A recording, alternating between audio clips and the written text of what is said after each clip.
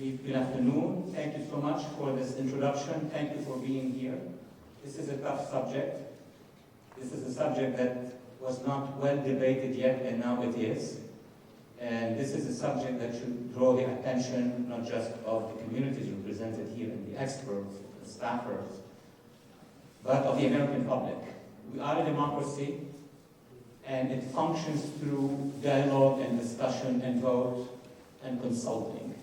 So what we're doing right now in terms of foreign policy in general, Middle Eastern policies in particular, and specifically Syria, and in Syria, the Druze community, but other communities as well that you have already mentioned, including the Alawites, the Christians, the Kurds, and also the Arab Muslim Sunni moderates, who are not satisfied with what is happening now. So how to be able to explain it quickly, under 5-6 minutes, and at the same time join you in making recommendations. The goal has always been to help the Syrian people with all of its communities to get rid of any suppression and oppression. I lived enough years advising in Congress, at least since 9/11, various campaigns, presidential campaigns, engaged with various administrations, to know when I see a jihadist, that's a jihadist. And this was the first recommendation by the 9/11 Commission. Some among you were not born, and others remember that we had, after 9/11, a commission, a bipartisan commission, on behalf of Democrats, Independents, and Republicans, and others, that debated the entire September, the entire summer of 2004, and brought together a document, which is, you can get it for free online and beyond, which is called the 9/11 Commission Resolutions. And in it, there were significant sections on recognizing and identifying in Syria and other than Syria, in Afghanistan, in Iraq, in Lebanon, in Libya, in Nigeria today, that there is a global threat called the jihadist threat. It has multiple faces. We don't want to spend time on each one of those, but just to remind ourselves, since we are speaking here in the chambers of Congress, that the US government, that the US Congress have already recognized that jihadists are a direct threat to the national security and foreign policy of the United States, wherever that is. And I'm reminding ourselves of it, because in the case of Syria, few things were missed in the beginning, even before the massacres that occurred, in the understanding and the definition of who came to power. The US and our allies, and I was among those who worked on this, took 20 years to recognize that Khomeinism in Iran is a threat. It took many years to recognize that Baathism under the previous regime in Syria was a problem and it a threat. We acknowledge all of that.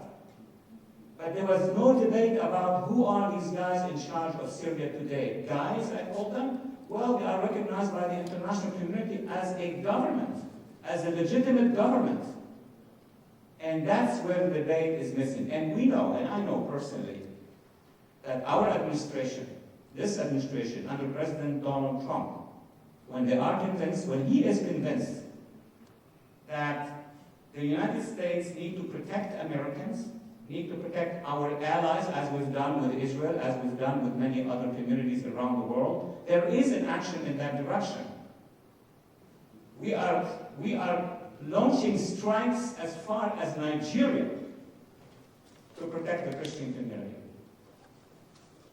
This administration and previously the first term, we have gone to make sure that leaders of the various jihadi organizations in the Middle East have been dealt with when they were dangerous, when they were killing.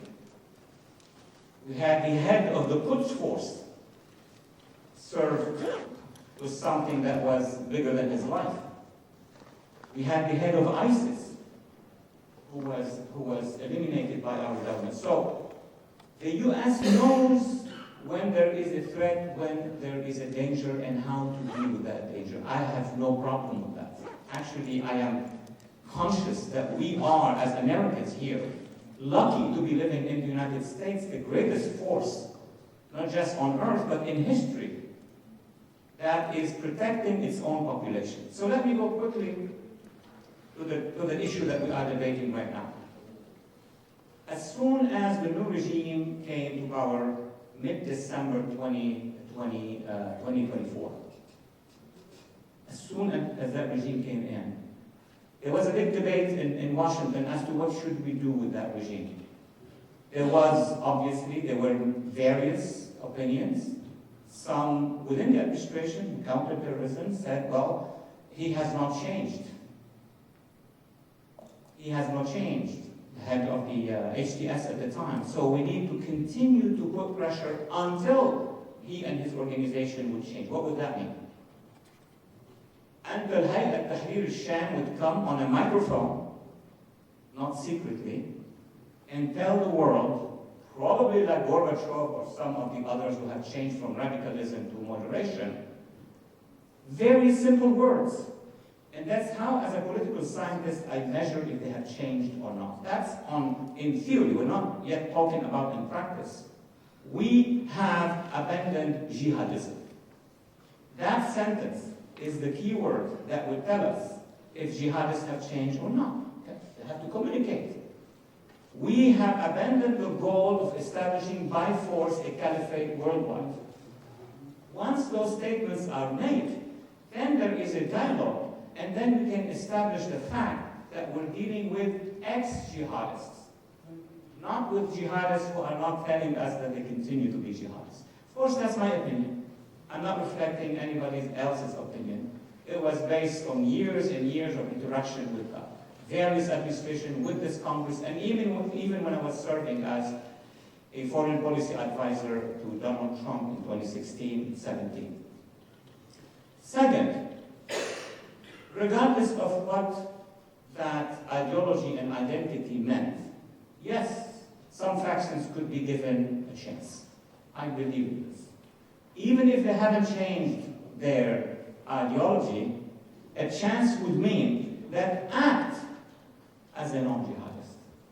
So we have had a recognition of that regime, but at least we gave the chance, not on the ground of ideology, but on the ground of maybe you're inspired by God, by Allah, and you change. It did happen in history. But when we hear and see that in March of 2025, massive slaughter and massacres of Alawites, and this is we're not in the 19th century, we heard about them, we saw them live in some places, but we saw them clearly, that there was a mass killing of Alawites. And the majority of Alawites are not what they call fulul or remnants. Their majority are normal people in their society. Then we saw in July that there was a massacre against the Jews. So in conclusion, very short conclusion, it is very important that you communicate to Congress, that we communicate with the administration, that we make sure that there is a chance in the policy of the United States to engage in dialogue with the minorities in Syria. So with this, I applaud you and thank you for coming here today. Thank you so much.